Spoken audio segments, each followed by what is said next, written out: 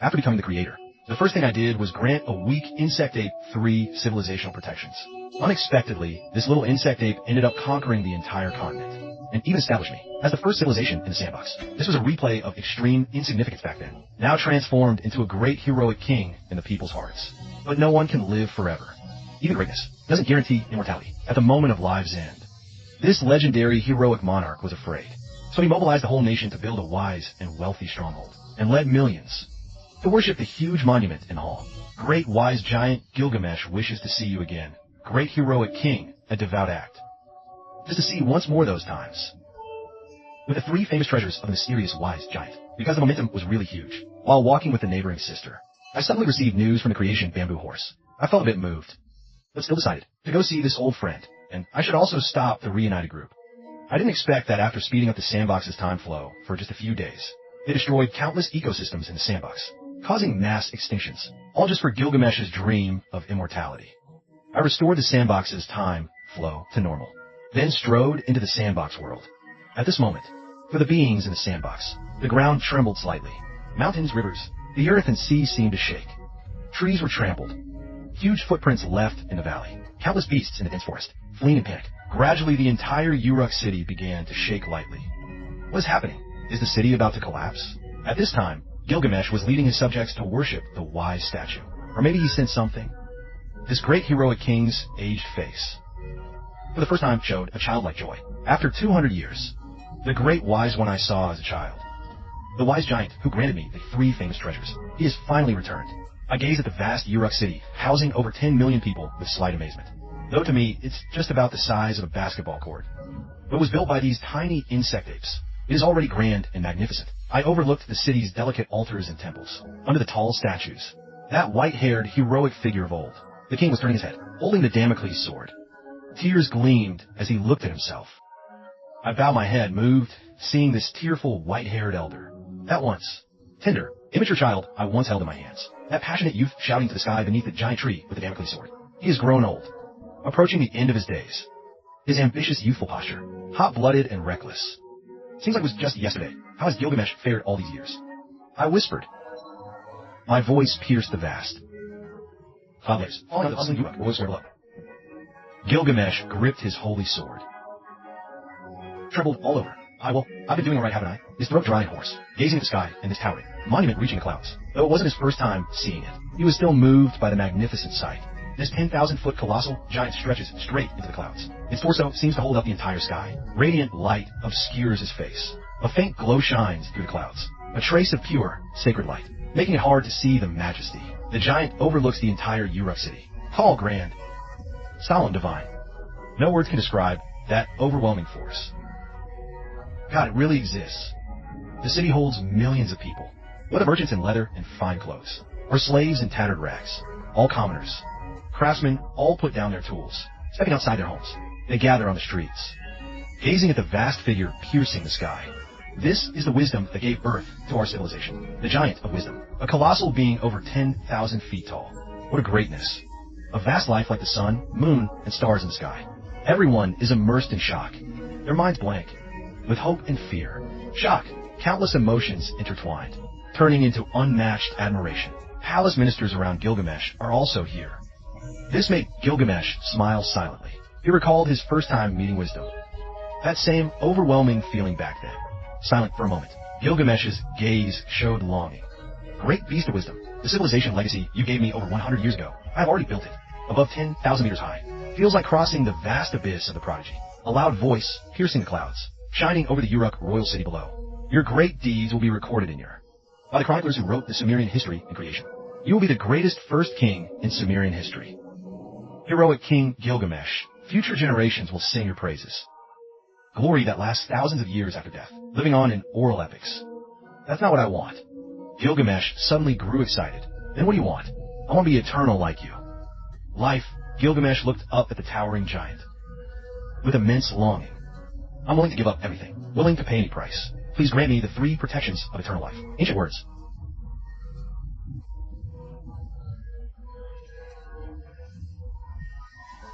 Glory, women, and wealth. Even the world itself belongs to him. Yet he remains unsatisfied. Immortality, I want that too. I'm dying now. Who is truly frozen in death? I deeply envied Gilgamesh's magnificent life. It seems just an ordinary life story. Gilgamesh is too greedy. The three things from Tang Shang. I quietly watched this aging king. The cycle of birth and death for all species is nature's law. I cannot create it. At life's end, everyone longs to live on. Status and rank are erased at that moment. Countless civilizations' scales expand. No matter the land, kings and ants all return to the earth. I looked deeply at Gilgamesh. Then, with deep emotion, gazed upon the dynasty below. Impossible, Gilgamesh. Hoarse voice sounded several times, looking at the sacred face wrapped in clouds above. No, you deceived me. You can do it. You clearly can do it. His gaze burned hot, looking at me like a mountain, tall and towering. A solid young body as sturdy as a rock. Over 200 long years. He who drank the blood of strength has already aged. But time has left no trace on this great giant. Not a single mark on him. Time to him seems like yesterday. The wisdom beast, the most mysterious of the wise. To him is immortal. What immense power is this? What an envy-inspiring long lifespan. Gilgamesh's lips trembled. Low and deep, he suddenly looked up, unable to hold back a roar. So he came in response to my call. To witness my death. A humble and pitiful life. Troubling old death.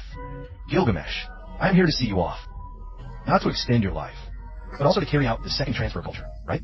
I sighed and continued.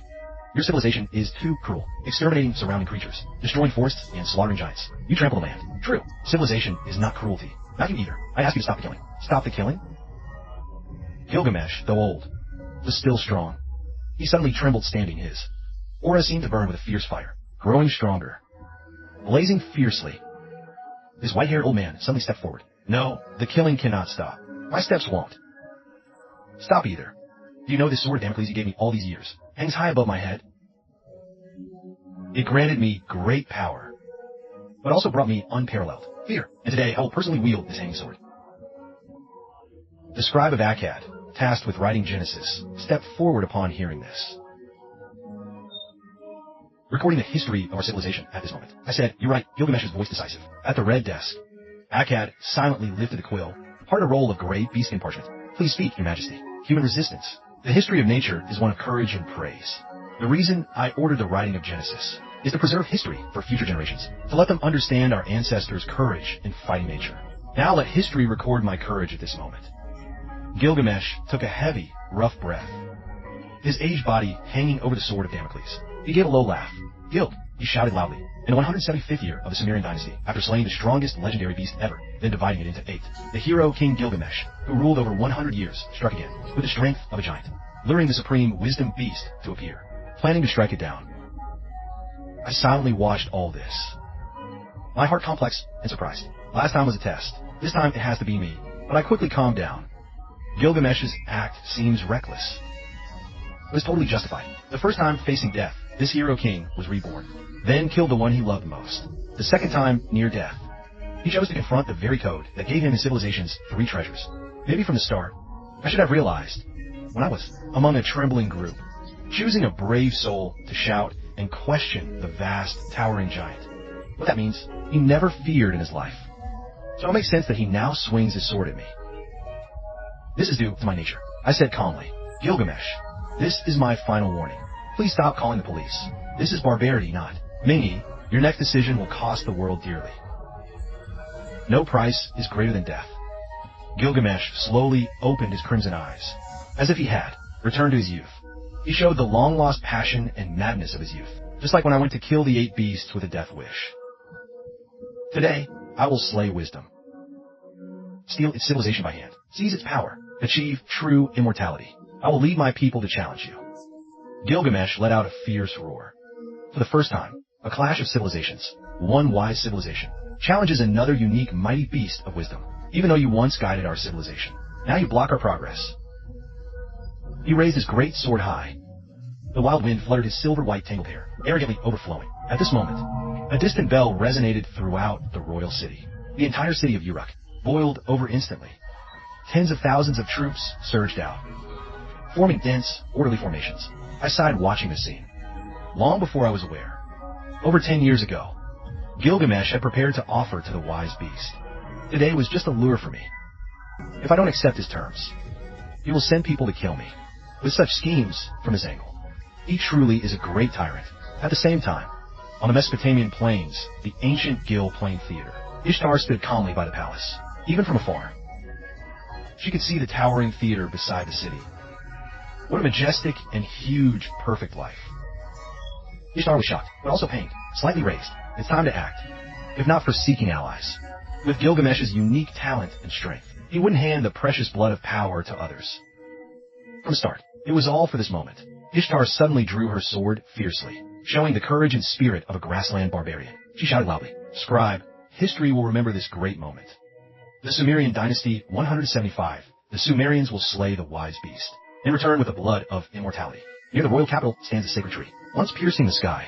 It was a vast listening tree bearing 3 oak trees. Now, it holds a bustling forest theater. At the top of the sacred tree, the forest king Enkidu holds a wooden staff, quietly watching the terrifying giant towering in the distance. He trembles in awe. Behind him stands the forest realm quietly. "Teacher, it's time to depart. A promise made to the king must be fulfilled," someone whispered softly, reminding from behind. "No, we resist the order. We Enkidu Forest Theater choose to do nothing." Enkidu sighed. Even from afar, looking at the city, the fearsome giant's power weighs heavily on him. The teacher is afraid. Lu Gangji's disciple couldn't help but ask the 3 great ministers, the 3 strongest kings of Sumer joined forces, even the legendary wise beast. "It may not be that I am not afraid of death, but afraid of losing something more important in life." When Shidu said softly, "My civilization and wisdom stopped me from slaughtering as a cruel beast would destroy the culture I was given. The wise beast that saves our race. Without gratitude or morals, it will be no better than a beast. My disciple, tell me, are we now doomed to become barbarians?" The disciples remained silent. Their teacher is one of the strongest 3 leaders of the royal city. He survived with the power bestowed, the great forest hero king. But now, he chooses to resist. "I disobey orders and refuse to fight. A sin unforgivable. Cut my head off." Enkidu looked at his most capable disciple beside him. "Tana Pitsi, if it is His Majesty the King's wish to carry my head to the royal hall, I am guilty of disobedience. By His Majesty's unique evidence of wrath, my death is surely certain. This is my choice alone. I beg your Majesty, spare the royal city from disaster. If it is the wise beast command, then carry my head to the wise beast. Pray the great giant forgives me. Let the wise beast know that we still hold true civilization. True inheritance is not pure humanity. Pray it does not completely wipe out our seed. Leave a glimmer of life." The teacher's most trusted disciple, Utamapai Simu, at this moment, stared in shock at this great Sumerian sage. Then Shidu stood at the top of the sacred tree, calmly opened his arms. Udanapi was silent for a moment. Then, a streak of fresh blood flowed. He personally struck down his master's head, one of the strongest heroes of Sumerian civilization. Forest King Enkidu died without resistance. Udanapi gazed at the peaceful, familiar face on his master's severed head, silently wrapped it with beast hide. Otherwise, his heart ached. He vaguely sensed that something incredibly precious in life was slowly breaking.